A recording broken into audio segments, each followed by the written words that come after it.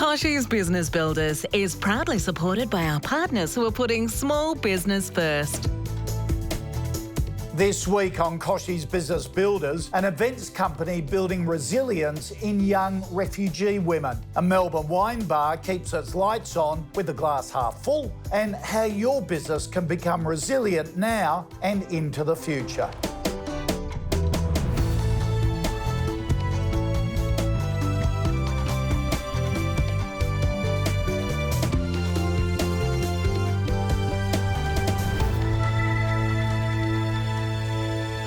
Welcome back to our special series of Kochie's Business Builders, where we're putting small business first. Now, for most businesses, COVID-19 restrictions have forced slowdowns or pivots into new revenue streams. While some businesses managed it well, there are many more that have struggled to cope. As we head into a new financial year and the wrapping up of government support looming, we're facing a recession that will continue challenging the survival of businesses right across the country. To come out the other side and to future-proof against the next crisis, building resilience into a business is going to be absolutely vital. To build resilience, businesses need to remain true to their purpose, evaluate technology investments, and find new opportunities. But in addition to that, business owners and staff need to build their own resilience to events that can quickly disrupt operations. So let's meet an amazing lady who's doing just that.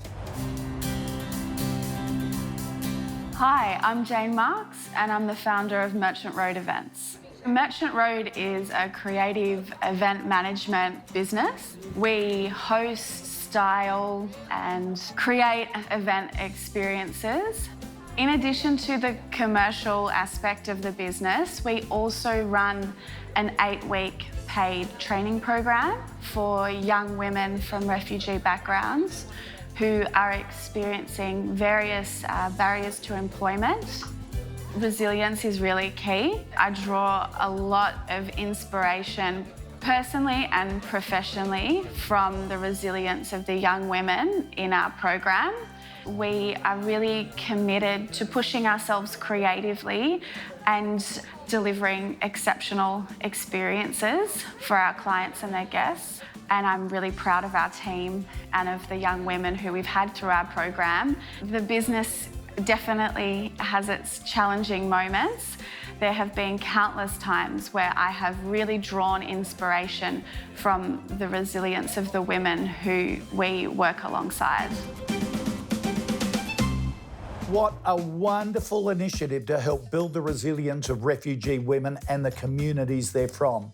But how exactly did Merchant Road cope as an events business when COVID-19 restrictions were put in place? Jane Marks joins me now via Skype from Melbourne to talk us through it. Jane, good to have you on board the show. Now, lockdown rules basically shut down the event sector overnight, didn't it? How did you cope? We went into pretty quick hibernation period in terms of just not being able to legally or safely operate. The core work of what we do is dependent upon managing large gatherings of people. So it was pretty overwhelming, yeah. Is your business resilient enough to come out the other side of this reasonably unscathed? And when do you think that could happen? The short answer is yes. I probably wouldn't be speaking to you today if it wasn't able to. We put in a number of measures in place during that period that was really just focused towards the future. So not what it looks like here and now, but what summer 2020, 2021 might look like. What have you been doing to improve your own personal resilience in this time? Well, Kochie, I'm expecting our second child shortly. And wow. Which is actually has been quite a blessing. Feeling overwhelmed and letting stress get the better of me was not really an option.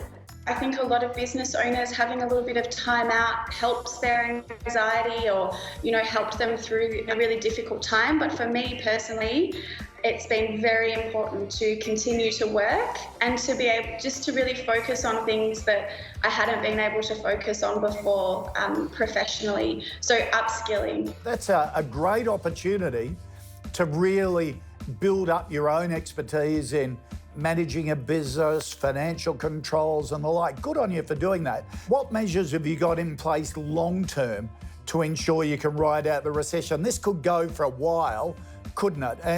And also, it makes us aware that there could be other crises that hit us. The first thing we did was to look at the business as a whole and to look at where we could really save money. And then secondly, for us, it's about diversifying. It has been about diversifying our income streams should large gatherings be prohibited in the future. How are you looking at diversifying? We've tripled the amount of stock that we have for hire. So there's been a lot of building and a lot of trips to hardware stores. Jane Marks, some great tips for all of us there. Really appreciate your time. And good luck with the baby. Thank you very much. Thank you for having me on the show. Thank you. She's wonderful, isn't she? Jane Marks from Merchant Road. Now, after the break, how a mentally healthy workplace helps build business resilience. But first, let's see what's on offer this week from one of the great businesses from our Small Business First directory. My name's Laura and I'm the business owner of Queen of Green, also known as Pots of Personality. We're an e-commerce business for ordering unique pots and plant gifts to be sent to loved ones to celebrate life's special occasions. You'll be sure to get a discount if you use the code SMALLBIZFIRST. Hey guys, we're Kids Pantry. I'm Teresa. And I'm Lizzie, and we run a kids cooking school where we teach the kids to cook for everything from scratch and to learn life skills. And having some family time together, which is a bit nice. It is. That looks like the perfect activity for me and the grandkids to do before our next family lunch. Great business. Now, don't forget to send your video in for a chance to get it shown right here on Kochie's Business Builders, and head to the Small Business First website to get your business listed in our directory for free. Now, this week, we're talking about building business resilience during a crisis, so your business survives now and into the future. It's not just about having a sound business structure and operations. You also need to ensure the people who work for you are also feeling resilient and are mentally healthy at work. Joining me now, Peter Dunphy, Executive Director of Better Regulation Division at the New South Wales Government. Peter, good to see you. What does a mentally healthy workplace look like? Yeah, well, starting from the top, it is really about ensuring that the management team have a very positive and constructive leadership culture. And that can play out in a number of ways. So it's really about ensuring that there is good engagement with staff, that you consult with staff about work health and safety matters. And it's not just the normal safety issues that you deal with in terms of physical safety, it's also about the psychological well-being as well. And also during this period, it's been strange for staff, hasn't it? That's a lot to take in for any normal person, isn't it? Yeah, absolutely, which is why it's really important to have those connections. And it's important not just for the top management team, but also for, as co-workers, to really be looking out for each other and to detect if there's changes in the way people are behaving or they're communicating, and that can show that they might be struggling. So it's really important to have those conversations. It's almost focusing individually on the circumstances of each employee, is it? That's right. You really do need to tailor things to your employees, and everybody will have a different life story, so it is really important to understand, and that's why the communication is really critical, so that you understand what you can do to support your employees during this period. So what's the New South Wales State Government offering small business to help them with this mental health area of staff? Well, the New South Wales Government has committed quite a lot of resources to through a mentally healthy workplaces program, and that program is specifically designed for small business. So it provides advice and support and services to small businesses. It includes providing one-on-one consultancy with small businesses to help them develop a tailor-made program in terms of how they might manage mental health. It also provides free training for managers to help them understand how they might deal with mental health. And we know that 1 in 5 workers at some point in their working life will have some exposure to a mental health issue. So it's really important that managers understand how to manage it, but also for workers to know we all suffer from mental health issues in some way. So it's important for us all to understand. As we're coming out of lockdown and getting people back to work, how important is that to get that right? Absolutely critical. And in terms of actually people moving back, you're right, there will be totally different routines again, because we still need to do social distancing, we still need to manage that. There are, again, New South Wales Government has got resources in terms of templates and checklists about how you can actually develop a COVID-safe plan, which will really help you. Peter, great advice. Thanks for telling us about it. Up next, Financially Fit, how JobKeeper is helping a Melbourne wine bar remain resilient and pouring well into the night. And during the break, head to the Small Business First website to sign up your business or check out some others offering great promotions right now. I'm Mark Bramwell and I'm Bramwell Solutions. I provide executive coaching and training in leadership and interpersonal skills. Although my business name abbreviates to BS, what isn't BS is a 30% reduction on any coaching delivered to new clients before October 31st. Hi, I'm Hayley Morris from Sisterhood Women's Travel. For over 16 years now, we've been bringing women together for small group travels and new friendships worldwide. So our fabulous green light offer is just a $100 deposit on any of our tours, and with the lower deposit paid, we're sure that we'll have many of you travelling again. Another terrific business there from the Small Business First directory, where you can go and find small businesses in your area to support, and don't forget to get your own business listed as well. You're watching a special series of Kochie's Business Builders, where we're putting small business first. Now, I don't know about you, but I certainly missed going out for dinner with the family while everything was shut down. So I am loving getting back out and supporting my local restaurants. Our next business is one of Melbourne's best, an eatery in Windsor that holds eating, drinking and a good time in the highest esteem. Let's take a look.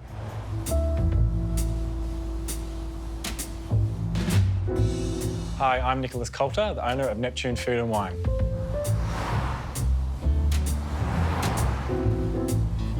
Neptune Food and Wine is obviously a wine bar. We also have a restaurant. We also have a function space upstairs. We've been in business for about 3 years. The concept for our business basically came from having a lack of this type of business in the area. We're all locals and we just wanted a venue that we could go to as well.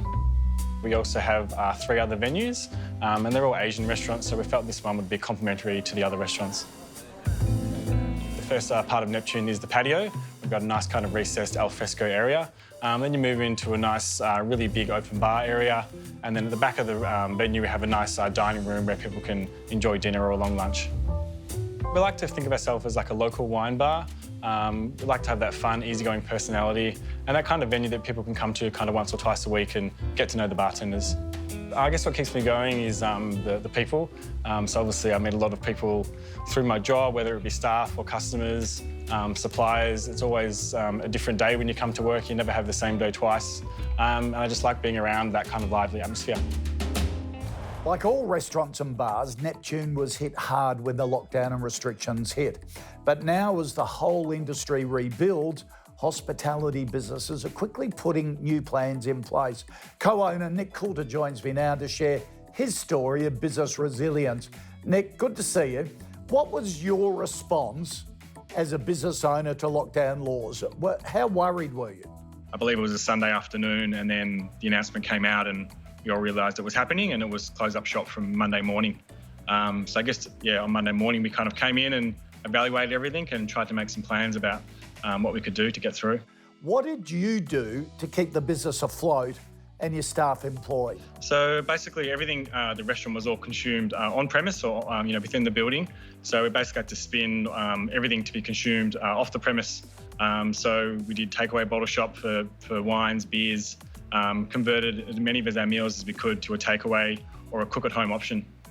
Okay.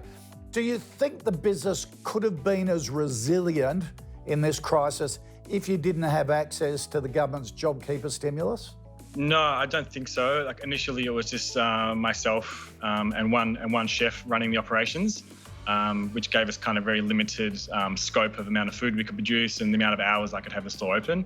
Once the JobKeeper came in, we could obviously hire more chefs. We could provide more of a range of our meals and options. And we could also open the store basically, Monday to Sunday for as long as we wanted, not having to incur those extra costs of wages. It's been a great help for so many businesses like yours. How are you planning for when that government support comes to an end? We're still tracking how our wages would be without the JobKeeper, so we're still making sure that falls into the appropriate margins that it has to. And we're just, re-evaluating things like opening hours and all that kind of stuff, just to make sure that as it does start to fall off, we don't drop off again. What else have you been able to do during the restrictions which will make the business more resilient into the future? So in the downtime, we have re-evaluated what happened in the past couple of years, what was working, what wasn't. If there's ever a time to, reposition yourself as a business and re-emerge as something new or a little bit different, now is that time. So we've taken that opportunity as well. Yeah. Well, Nick, it's a great business. It's a real inspiration how you've survived this lockdown period. Wish you all the best coming out the other end. Thanks for joining us. Thanks, Seb. Nick Coulter there, the co-owner of Neptune Food and Wine, and some really great tips for all of us there. After the break, your questions answered. Our expert guests reveal the secrets to building personal and business resilience. Hi everyone, I'm Zarina from Kinzina. Eye masks are perfect for dark circles, puffy eyes, and eye wrinkles. They have natural ingredients in them of coconut and peppermint. They're cruelty-free and they dissolve in the water in 24 hours, and they're recyclable. Welcome back to Kochie's Business Builders, where we're putting small business first. Now, today we're talking about building business resilience now and into the future. Here in the studio to answer some of your questions is the editor of the Flying Solo platform, Lucy Kippist, and dietitian and nutritionist Susie Burrell. Ladies, welcome. Thank you for coming in. Lucy, Flying Solo is all about solo entrepreneurs who need the most resilience in this time because they're doing it by themselves. What sort of trends are you seeing amongst your viewers and listeners and readers on how they're coping? Well, David, mostly they're focusing on creating new opportunity. They're also focused on upscaling their technology to make sure they're on top of everything they need to be. But the real heartening thing is a lot of them are also realigning with their actual brand values. So they're making sure they're staying true to their message and true to their business. And how are they coping mentally? And the isolation, if you like, of getting through a tough time and not having anyone to talk to? Yeah, I think for our community, working on your own is essentially what they've done for a long time. So I feel like we've had the advantage in that regard. You've been a bit of practice. You've been working at home your whole life. We've been working at home our whole life, so no big deal. But also I think it's a great question, and I think that they've talked a lot more about reaching out through technology to other business owners. So those Facebook groups and the virtual business groups that you belong to have become a really important staple of their week. And Susie, how have you coped with the COVID restrictions? You're a small business owner yourself. How have you managed to get through it? Well, I have always had multiple income streams. Because I think that's really self-protective when you're a small business, particularly just working on your own. I've worked at home on my own for a really long time, so it hasn't changed anything structurally, with the exception of having some new technology to be able to have client consults at home, which I wouldn't have normally done. I prefer to see clients face-to-face. How did you adjust your headspace to all of a sudden everything shutting down? I was quite lonely because I miss seeing my clients, having them in the office and really connecting with them on that level. And so I found it quite isolating. It's been hard for everyone. Let's get into the questions. First one from Angus on the Gold Coast. Angus, thanks for sending it in. For you, Lucy, is resilience just about coping with the stress, or is there more to it? It's in part coping with the stress, but I think overall, from a business perspective, it's about safeguarding a business for the future. So it's building processes and systems that mean whatever comes past your door, you're going to be able to keep going with the business on a day-to-day basis. And it's important to have a plan getting through, isn't it? If you write it down, it's almost in black and white. It's a blueprint to get forward. It's almost a comfort, isn't it? That's exactly right. It gives you peace of mind, essentially. Yeah. Susie, Simone from Bega asks, what's the most important thing for small business owners to do when it comes to personal resilience? I really like approaching it with mental toughness training. So mental toughness looks at 4 aspects. It looks at how confident you are that you can manage a situation, how much control you have over it, and in this instance we haven't had a huge amount of control. It looks at how confident and capable you are at getting it done and how committed you are at working through it. That's great advice. Sam from Wagga asked Lucy, my business wasn't resilient and it's essentially ceased operations. What's the point of trying to build business resilience now that the crisis has already done the damage? It would be remiss of us to say it's not overwhelming what's happened. But I think essentially what you need to do is think of resilience as a muscle. Regardless of when you build in your life, it's going to serve you. Susie David from Tasmania asks, is resilience a frame of mind or is it an actual measurable mechanism that businesses need to survive? Gee, you're a process-driven bloke, David, aren't you? Don't tell me you're a bookkeeper or an accountant. There are absolutely measures of all of these variables, whether it's resilience, whether it's mental toughness, but it's still around the same principle of building that muscle, training yourself to be, keeping in charge of your mindset and having skills that you can use on a daily basis to build resilience, but also build your capacity to deal with things. So yes. Lucy and Susie, thank you so much. It's really great to talk to you today. Unfortunately, that's all we have time for today. But before we go, don't forget we've got a whole lot of digital booster bundles from Yellow that we're giving to our Small Business First community. Head over to the website for details about how to win one. And while you're there, make sure you list your business on our directory and post a short 30-second video like the ones you've just seen here on Kochie's Business Builders so we can keep putting your small business first. Next week on Kochie's Business Builders, starting a business in a time of crisis. The do's and the don'ts to ensure business success. Thanks again to our partners Canva, Google, MYOB, Officeworks, Salesforce, Scottish Pacific and Yellow. See you then.